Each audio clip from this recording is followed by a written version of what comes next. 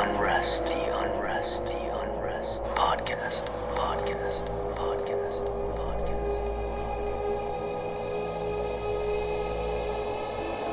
Welcome back to the Unrest Podcast. I'm Caitlin Stansel.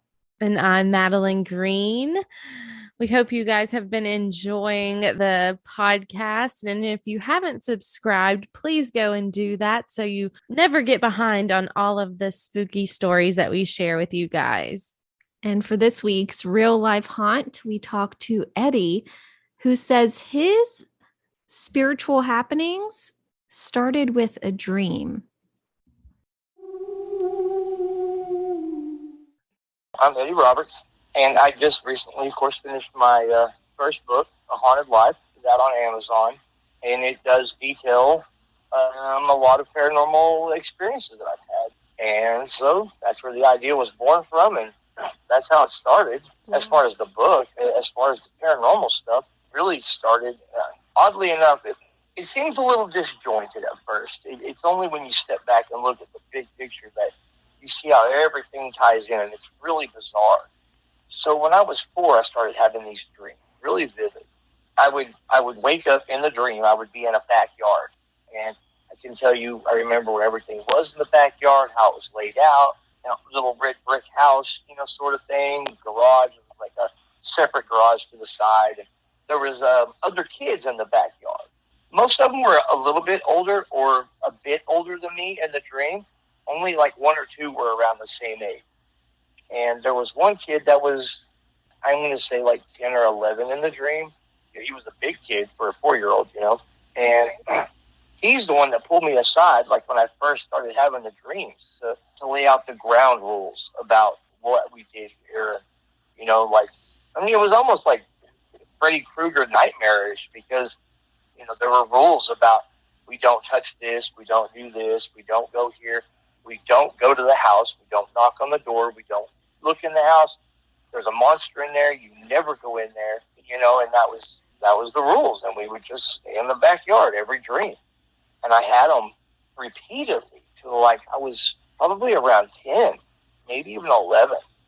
And then they just went away. And I never gave it any more thought until I was 16. And I was out with a buddy one night. We're out messing around, and we're going down this street. And I guess I saw it out of the corner of my eye, but I can't really explain it. But it stopped me cold, and my heart started beating fast. And I was like, "Are you kidding me?"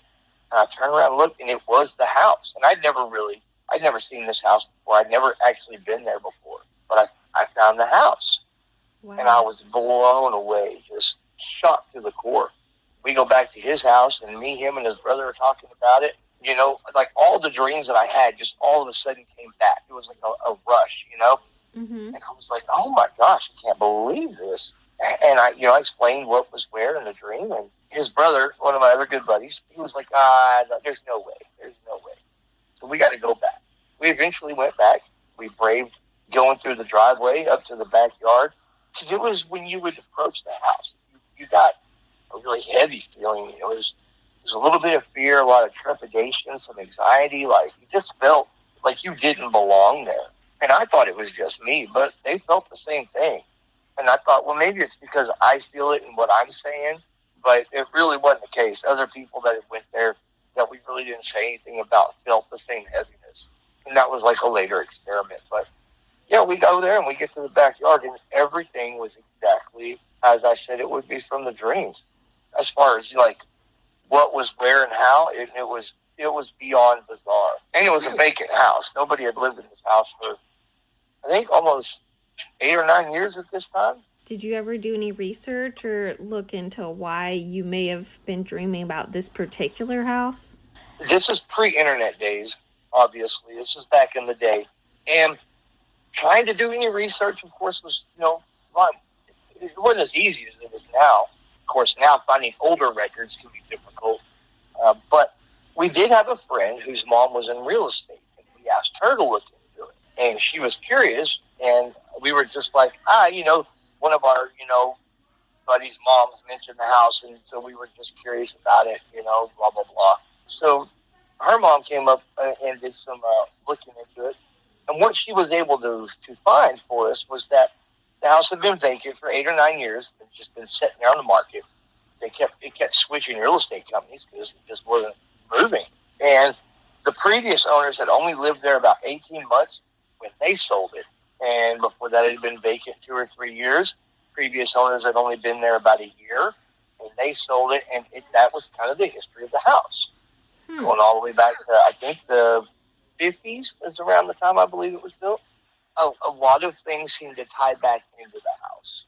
Another conversation I'd recently had was that we did something that maybe we shouldn't have concerning the house. And the question was asked to me, do you think a lot of what followed stemmed from what y'all did? And it kind of blew me away. Like, it's really weird. Even when I wrote the book, I've had all these experiences, and yet each time I had one, it was like I just didn't really recall all the previous ones. So I never tied everything together to make it look, coherent, to put a whole picture together. It was really weird. It was always like disjointed, like this happened, and this happened, and this happened. And then I'd tell these stories, and I'd be like, oh yeah, I remember, man, we went to this place and we did this. And people are like, oh wow, that's crazy, Yeah, that's one crazy story, but when you look at the totality of it, it's really beyond bizarre. And a lot of it seems to tie back into, I think, a lot of it to do with this house, honestly. We went in, and I don't think we should have. A really good friend at the time, he was a very staunch anti-paranormal type guy. And none of us were really... The paranormal was one of those things that you kind of joked about back in the day. You just kind of laughed it off, Nobody really... There wasn't any YouTube, there wasn't any ghost hunters. None of that really existed back then. I mean, yeah, you heard stories, like the Warrens, as far as, sort of that sort of thing. But that was for, like, big movie pictures, Amityville horror type things, Not the sort of other things that a lot more people are experiencing and documenting and showing. Of course, yeah, there's a lot of fakes going on now, too, because it's a money market. But it just wasn't as widely accepted or even thought of back then. And he was very staunch. There's no way, there's no such thing as, supernatural. There's none of this, none of that. And he kept having the same feelings when we'd go to the house. And then a group of us had went, and the plan, as far as I had known, was originally just to just go back like we would often do, and we'd get ourselves scared being there, and then we'd all leave, and if anything happened, we'd talk about it, and that would kind of be the end of it for a while. That was kind of the routine. Well, some of them had gotten together and decided that they were going to go in, and we showed up, and they distracted me, and they broke the window and hopped right in and opened the door. And, I mean, I was filled with so much dread. I was like, we should not have done that. Did anything happen when you guys were in the house? Or it was just sort of this overhanging, dark feeling? Well, I don't want to give too much away. It's a kind of a big deal in the book, obviously. But, yes, ma'am. Definitely, like, nothing major happened while we were there. It's what happened after as a result of that is beyond bizarre. So some of us have started having dreams, the same dreams, but from each of our own perspectives concerning the house. And it just, how do you explain that? How do you get together? It's like, well, what's wrong with you? It's like, well, I didn't have a good night. I didn't sleep good. Well, why? I had these bad dreams. And you're thinking, yeah, me too. And then you talk to 3 or 4 other friends, and they all have the same dream. It's irrational to think that can't be something else tying it all together, because who would have the same sort of creepy dreams together like that? So, okay, one ties into, I used to live out the north side of town, way outside of town in the country. And some people had moved out to the property, and that my parents had, it was family of theirs, they knew them. But it's just something seemed off with them. And sure enough, there was weird things started happening. And the guy, he would say, he's a diehard Christian and stuff, and okay. but his principles were really way off. He would say the strangest things about what God says you can and can't do, and what you're allowed to do and not do, and how it's perfectly okay to, beat people and make people be underneath you. And I mean, just really off the wall, bizarre things. Like, well, that's not very Christian at all. But he was really like adamant about these things. And basically, we just kind of started ignoring it. One night, and I was about 16 at the time, and I got sent to the back part of the property where an aunt and uncle lived. Like, and we're talking acreage, not just a little lot or something. This is a lot of acres of land, and they wanted me to go to where my aunt and uncle lived on the very back side of the property. And we needed something for dinner, like tomato sauce or spaghetti sauce or whatever it was. And they sent me out there, and I'm just like, whatever, okay, do. And it's in the country, so it is dark. And yeah, you have the stars and the moon, but there's no ambient light. So I'm just walking along, and then I just get the horses were acting weird. We had horses and stuff, and they were acting weird. And I was, okay, whatever. Maybe there's coyotes out, or bobcats, sort of things that happen. And all of a sudden, I feel like there's something about to get me, and I'm just looking around like, well, what could it be? And the feeling became so strong that I was just overwhelmed. Like, what do you do? And I mean, it's fight or flight, but I can't see anything. But I feel like there's just something incredible, something massive just fixing to bear down on me. And so I take off. I'm like, well, let's go. And I took off running. All of a sudden, let's look at it like a box. Let's picture the property as a box. And I'm at the front end on the right side trying to go to the back end. But all of a sudden, I'm on the far left side of the property. And I was like, just freaking out. How did I even get over here? It didn't make any sense. We have a road that connected between the two houses there. But over here, it's just brush and wild country. And, okay, I start walking. And all of a sudden, it's hard to see. And I'm like, okay, there's something really terribly wrong here. And I didn't know what else to do. So I was like, I'm just going to yell for help because I don't know what else to do. And I tried to start yelling. And my voice, I have no voice. You can feel it in my throat, but there's no sound coming out. And all of a sudden, all I can see is like immediately the area like around my feet, like a 3-foot bubble. That's all I can see. I can't see anything else. I can't hear anything, and I can't make any noise. And I'm trying to yell, and it's like it's trapped. I can't get it out. And I'm really freaking out. It's like, okay, there's something way beyond my understanding going on here. This is the most bizarre thing to ever happen to me. Because I kept thinking, if I get to the road, the little road between the property, if I get there, I'll be okay because I know where to go from there. Like, it's easy. It's, one way or the other. I can get somewhere from there. But I have to get over there. So I'm trying to feel my way through. And then I get that feeling like I'm being hunted. And I'm like, oh my gosh, what do I do? So I start trying to take off. And there's mesquite, cactus, and all kinds of stuff out here. Like I said, this is rough. I'm getting scratched. I'm tripping. I'm falling. I am losing my mind. Like, I kind of knew which direction to go in, and I was just trying to stay that way. And it was really hard because, like, every time I fall, it's like, am I still going the right way? And I just kept trying. I'm trying to move, and I trip. And I don't even know what I tripped over. But when I landed on a big piece of white plastic. And I didn't really know what it was, but I fell through it. When I fell through it, I landed in a hole about 5 feet down. And it was like rectangular shape, like grave type implications here. Oh, wow. And I thought, oh my gosh, no way. I am not fixing to die tonight. I don't even know what's going on, but no way in hell is this happening. I scrambled for everything I was worth to get up and out of there.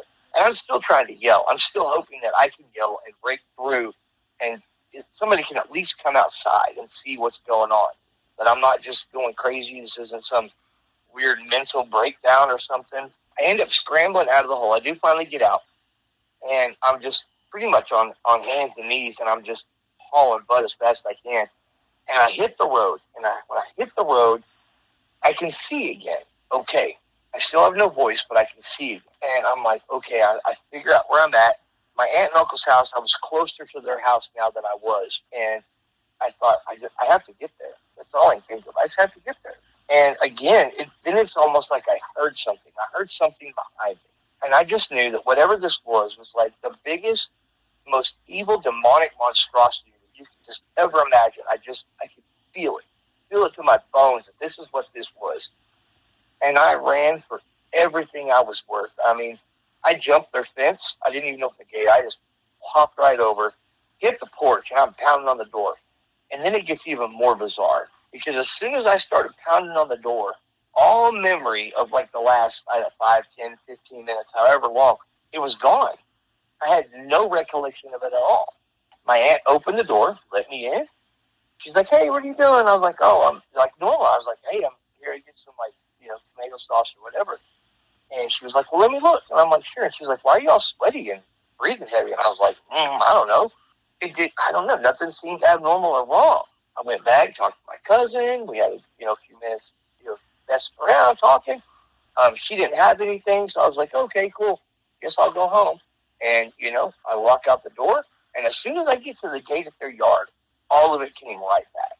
And I was like, "What just happened?" I was like, "What is going on?" I can't figure it out.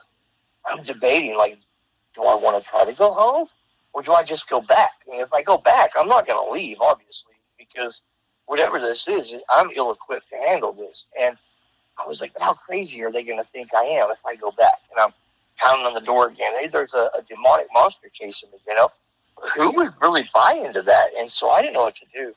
And I took one step out just to see, like, am I crazy or is this real?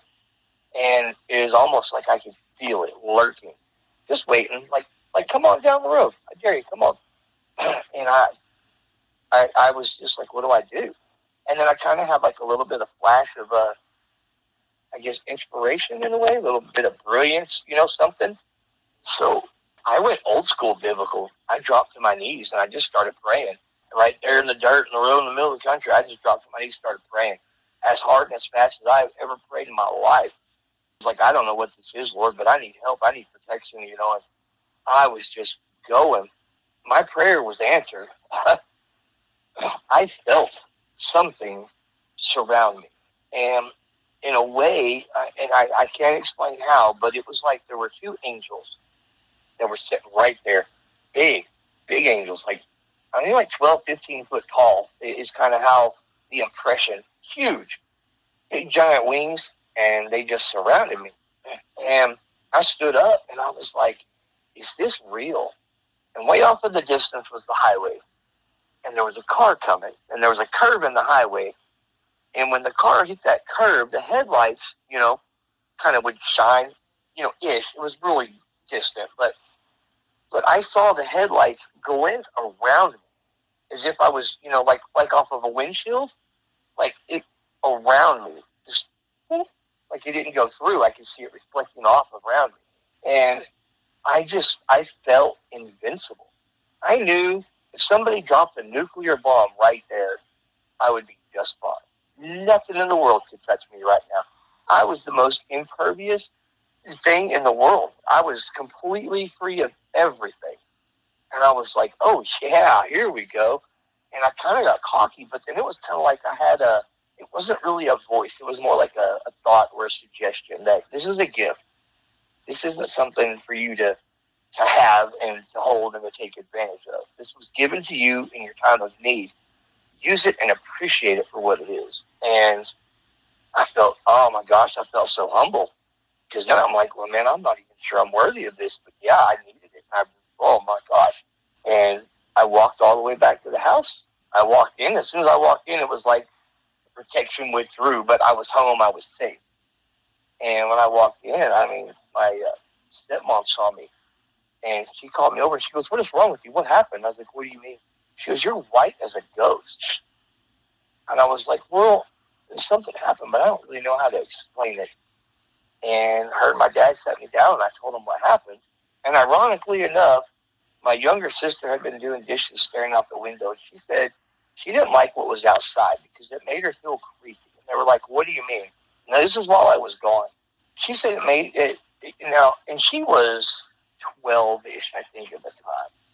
And she said it feels like Indians are out there with their arrows and they're aiming at me and they're just hiding in the dark. And so we all kind of spent the night in one room together. Everybody was just uncomfortable, on edge, and nothing felt right. Well, the next morning, my dad got me up, and he said, well, let's go have a look around. And now here is where I was like, this is sink or swim, because now we're going to see, is there any evidence that any of this happened? Is this all going to be considered some wild, fanciful Looney Tunes thing that I thought up? Or no, sure enough, man, pieces of my shirt were on mesquite bushes out in the property, like where nobody would go at night. Nobody would just take off walking that way. There was no reason. All you're going to hit is the barbed wire fence. You keep going. I mean, there was, and we found pieces. You could see where I had been. You could see the tracks. You could see places where I had crawled. And then we found the white plastic. And it was actually like what would be like a big, giant skylight sort of cover, but it was just old. And the people that were living in the middle of the property, the weird ones, had set it out there somewhere for whatever reason. And that is what I'd fallen in. Now, there was no hole underneath it, but the plastic was there, and you could clearly see that I had fallen through it. It was very bizarre. So when people are like, do you believe in, God and the devil and everything? Oh, yeah, very much so. Wow. So these stories are some of the ones you share in your book. Yes, ma'am. I guess what's your pitch to our listeners out there about why they should get themselves a copy? Well, it's just a perspective of a bunch of haunted things. And like I said, in a way, you can see how everything sort of ties back in. It all ties into a singular thing. Maybe not all of it, but at least the vast majority of it. And don't be afraid to learn about these things. Don't be hesitant to talk about these things, I guess, is really the biggest thing. And so I'm sharing my story. If people want to believe it, then that's awesome, because it is true. If they don't want to believe it, then great, read it, enjoy it, and go on. No big deal, no harm, no foul. But I think when you have an experience like these, it is something that needs to be shared, because it's important to just, to tell the story. And sometimes, like in my case, I think to find the source. And, talking about it as I have been lately and writing the book, I've become a little more aware of looking at different perspectives of how all this ties in. And even to this day, there are things that are still happening. Not too long ago, we were having some real problems, like a lot of crazy sounds and things moving, doors slamming, shadow figures, which those absolutely freak me out more than anything in the world. I can't. It just gives me the creeps. And so when you see one, when you really see one, I can't even. It's just this dark mass, and it's like clearly outlined as a humanoid figure, and it's just standing there in the dark staring at you. And I mean, I don't sense anything good at all coming from those things. I don't know what it is. We burned sage. We did the prayers, and it seemed to. We thought it got rid of it, and little things are starting to come back and build back up. I think we knocked it back, but we didn't get rid of it. And so I think that it's important to look at what may be an identifying source for things that may be happening to a person, to a house, to an area. There's another story about where I lived in a place, and there were weird hauntings, and then it wasn't because of what I'd been through before. This one was unique to certain items that were found in the house, we'll say that. And once they were removed, it stopped. It was all gone. I just think that there's a lot of underlying issues with a lot of the paranormal that happens. I can't explain all of it. Heck, I probably can't explain half of what happens, but I think to some degree that there are things that do tie things together. Maybe something you did, somewhere you went, just different things that can, if you look back and try to tie it together, then maybe you'll see a bigger picture. I really like what he said about how looking back, it's like all of these experiences he had sort of seemed connected from that perspective. Whereas when they were happening initially, he mentioned they felt more random. And I feel like that's a really interesting way to look at it and sort of analyze.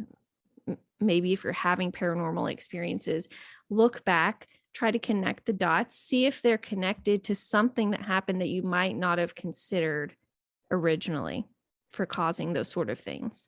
Right. Because it could be that in the end, all of your experiences are somehow connected and maybe trying to tell you or give you a bigger picture. And that's definitely an interesting way to put it. I've never really thought about it that way. And I also like what he said about, talking about your stories and sharing your stories. And I think that can also be a way to get better perspective of, what might have been happening to you if you're experiencing something paranormal, because sometimes someone from the outside looking at it from a different perspective can sort of see those dots much more clearly than we can when we're sort of in the thick of it, Thank you, Eddie, for sharing with us. We appreciate it. And if you have a story, we would love to hear from you guys. You can email us at theunrestpodcast@gmail.com.